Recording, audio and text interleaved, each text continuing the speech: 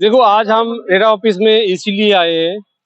हमने कई बार इनके पास आ लिया है और हम लिखित तौर पे कई बार लेटर भी दे दिया, लेकिन 2018 से और आज 6 साल बीत गया जो स्थिति प्रोजेक्ट का है, और बार बार जो रियल एस्टेट रेगुलेटरी अथॉरिटी है इनको गुहार लगाने के बाद भी जो स्थिति है उससे हम खुश नहीं है।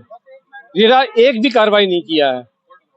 तो हमने लिखित तौर पे उनको बोला जो क्वालिटी सही नहीं है, नॉन क्वालिटी काम कर रहा है, as per builder wire agreement काम नहीं चल रहा है। जो स्पेसिफिकेशन में लिखा हुआ है अफोर्डेबल पॉलिसी के तहत जो हमें ड्यूरिंग बुकिंग जो स्पेसिफिकेशन दिखाया गया था उस बुकिंग के तहत काम नहीं कर रहा है। तो हमने बार बार इनको गुहार लगाया, लेकिन एक भी पॉइंट का ऊपर उन्होंने कोई कार्रवाई नहीं किया। रेरा में हमने 2022 अक्टूबर माह में हमने लिखित तौर पे इनको कॉम्प्लेन दे रखा है। उस कॉम्प्लेन का भी स्थिति यही है, 7 बार हियरिंग हो लिया, लेकिन आज तक उस हियरिंग का कोई निष्कासन नहीं हुआ है। हमें लगता है यहाँ पे ये रेरा ऑफिस नहीं है, ये बिल्डर ऑफिस है। जब भी मिलते हैं, जो जिस अंदाज से बात करते हैं, जिस अंदाज से हमें पेशी आते हैं, वो लगता है बिल्डर ऑफिस है, बिल्डर का रिप्रेजेंटेटिव बैठा हुआ है। तो हम इससे खुश नहीं है। हम सारे परिवार लोग जो जो फंसे हैं आशियारा सोसाइटी में, हम सड़कों पर उतरेंगे और आंदोलन करेंगे। ये हमारा लास्ट निर्णय होगा। बिल्कुल सर, हम चक्का जाम करेंगे। लगभग 1000 परिवार आज शोषित है बिल्डर के द्वारा, जिसमें रेरा की पूरी मिली भगत है। क्योंकि हमने रेरा से भी बहुत बार प्रयास किया मिलने का, रेरा का भी कोई अच्छा यहाँ पे रिस्पांस मिला नहीं अभी तक। तो इससे स्पष्ट है कि रेरा और बिल्डर मिले हुए हैं, दोनों भ्रष्टाचारी हैं। हमारा सरकार से निवेदन है, सरकार रेरा को ध्यान दे, वरना हम सारे परिवार सड़कों पर उतरेंगे और आंदोलन करेंगे अपना घर लेने के लिए। धन्यवाद।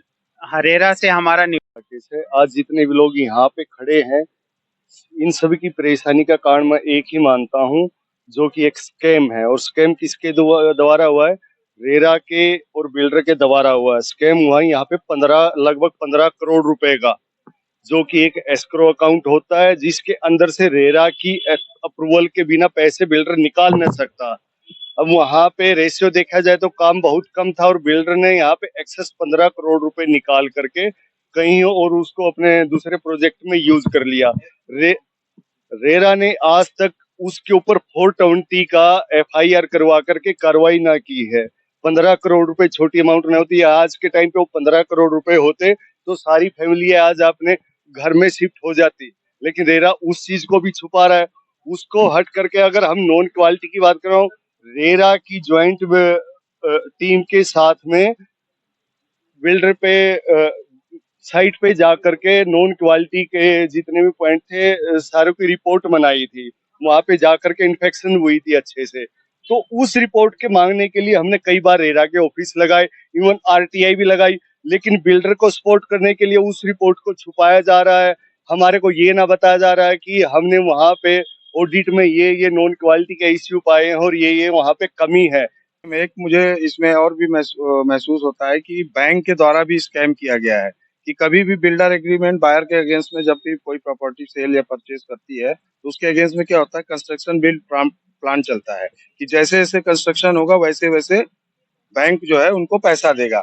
बट यहाँ पे क्या हुआ है कि हमसे पैसा बैंक ने भी पहले ही ले लिया। मतलब जब 50% कंस्ट्रक्शन हुआ था उसी समय सारा पैसा बैंक ने ले लिया था। यानी 100% अमाउंट 25 लाख रुपया वो आशियारा बिल्डर्स को हम लोग दे चुके थे बैंक के माध्यम से, और बैंक ने हमसे पूरा EMI चार्ज कर रहा है। जबकि कानूनन तौर पे देखा जाए तो आज भी काम तो 70% ही हुआ है, तो हमें भी बैंक को कंस्ट्रक्शन पूरा करने के लिए आशियारा को 70% ही देना चाहिए।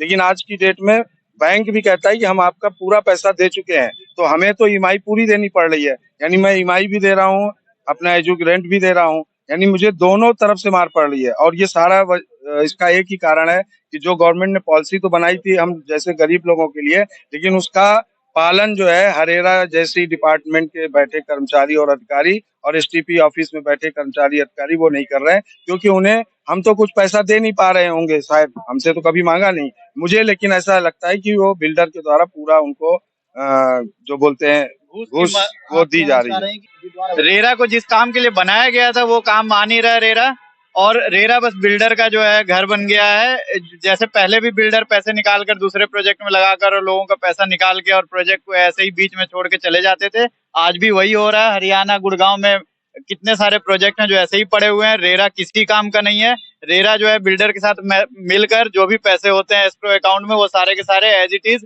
निकलवा के दे देता है, और फिर हम जो जनता है, जो बायर्स हैं, जो पैसे जमा करते हैं, वो ऐसे ही पड़े रहते हैं। हमारी सुनने वाला कोई नहीं है। गवर्नमेंट बस ऑर्गेनाइजेशन पे ऑर्गेनाइजेशन बनाते जाती है और हमारा टैक्स का पैसा उनको सैलरी में देते रहती है।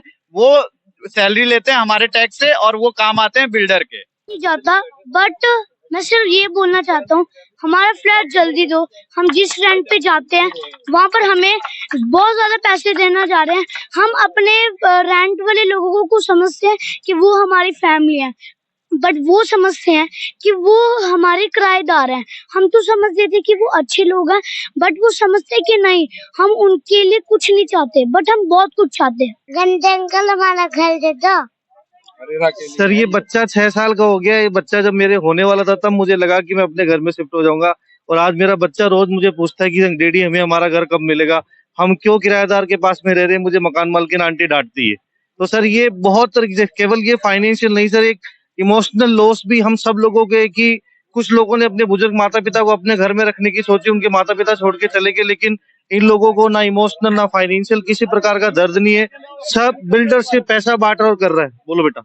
जहाँ पे काम हो रहा है तो वहाँ पे जो भी लेबर काम कर रही है, हमने उनसे बात की है तो उन्होंने बताया कि अगर बिल्डर चाहे तो ये काम 6 महीने में खत्म कर सकता है लेकिन वो बोलते हैं टाइम पे पेमेंट नहीं मिलती लेबर को, तो लेबर जो है वो काम पे नहीं आती है।